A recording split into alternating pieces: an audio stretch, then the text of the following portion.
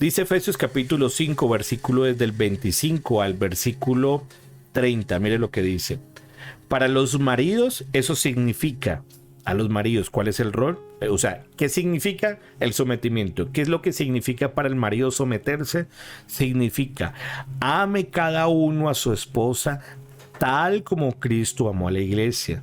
Él entregó su vida por ella a fin de hacerla santa y limpia al lavarla mediante la purificación de la palabra. Lo hizo para presentársela a sí mismo como una iglesia gloriosa, sin mancha ni arruga ni ningún otro defecto. Será en cambio santa e intachable. De la misma manera, el marido debe amar a su esposa como a su propio cuerpo, dice la palabra. Pues un hombre que ama a su esposa en realidad demuestra que se ama a sí mismo. Nadie odia su propio cuerpo, sino que lo alimenta y lo cuida tal como Cristo lo hace por la iglesia. Y nosotros somos miembros de su cuerpo, lo dice la palabra. Entonces aquí entendemos nosotros que este es el rol del esposo. Y siendo sinceros, no es un rol tan fácil y tan ligero. Permítame mencionarle rápidamente el contexto. Recuerde que el contexto en el que se da estos pasajes y en el que Pablo lo está escribiendo bajo la inspiración del Espíritu Santo, lo escribe en un contexto para una iglesia en el que culturalmente la mujer estaba muy por debajo en cuanto a dignidad, muy por debajo del hombre. No tenía, digamos, no tenía muchos derechos. La mujer era considerado como algo poco. El hombre ni siquiera, digámoslo, tener que hacerse amigo de una mujer, eso era mal visto. La mujer no era algo de valor dentro de la sociedad. Entonces, cuando este texto se da, nótese que este texto se da en un contexto machista de los gruesos en ese contexto. Y el Señor indica, hombres, amen a su esposa como Cristo amó a la iglesia. O sea, el Señor está dándole ciertos parámetros a la iglesia para que pueda luchar contra ese contexto machista y pueda colocar a la mujer en, digámoslo, como parte importante en la vida del hombre. Y es que el hombre debe amarla. El contexto es este. Entonces imagínense, para la época eso a los hombres tuvo que haberle abierto los ojos. Así como para esta época decirle a una mujer sujétese a su marido, eso le abre los ojos por el contexto feminista que hay. En el contexto machista a los hombres esto les abrió los ojos. ¿Y cómo? Porque el Señor nos viene a enseñar este tipo de cosas a nosotros.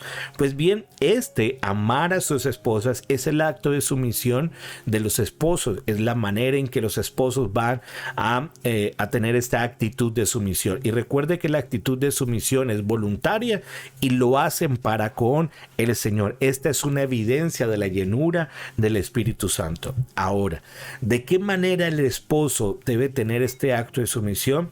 Uno, es que el esposo entienda primero que él es el líder. Él es el líder él es la cabeza en cuanto a la responsabilidad que ejerce en el matrimonio. Él es el que, digámoslo, está llevando esa autoridad, si se puede decir así, en el hogar y en el matrimonio, para ejercer, tomar ciertas decisiones, juntamente con su esposa, que es la ayuda idónea para con él en cada una de esas decisiones.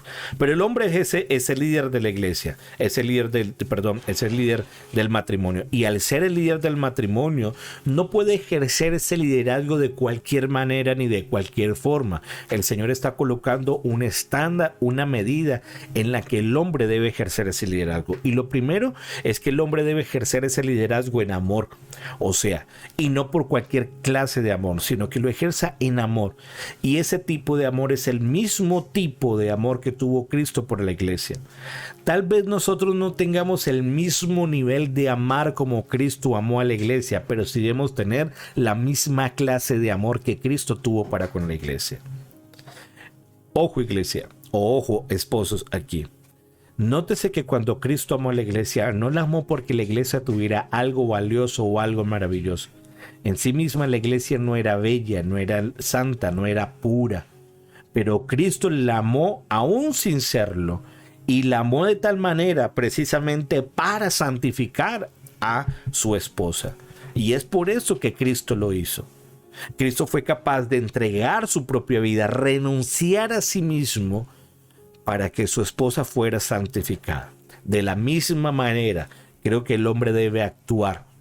Tal vez no en el mismo nivel, pero sí con la misma clase de amor. ¿Está el esposo dispuesto a sacrificarse a sí mismo para santificar a su esposa, para amar a su esposa? Por ejemplo, cuando nosotros ejercemos el liderazgo, no debemos ejercer el liderazgo como el mundo aquí nos lo enseña a nosotros.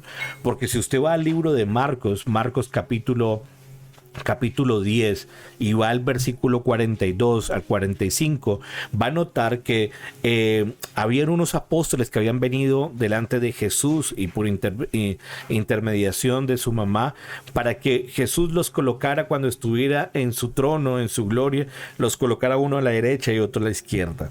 Ellos querían estar por encima de los otros discípulos. Y Jesús, conociendo las intenciones, les dijo esto. Les dijo, así que Jesús los reunió a todos y les dijo, ustedes saben que los gobernantes de este mundo tratan a su pueblo con prepotencia y los funcionarios hacen alarde de su autoridad frente a los súbditos.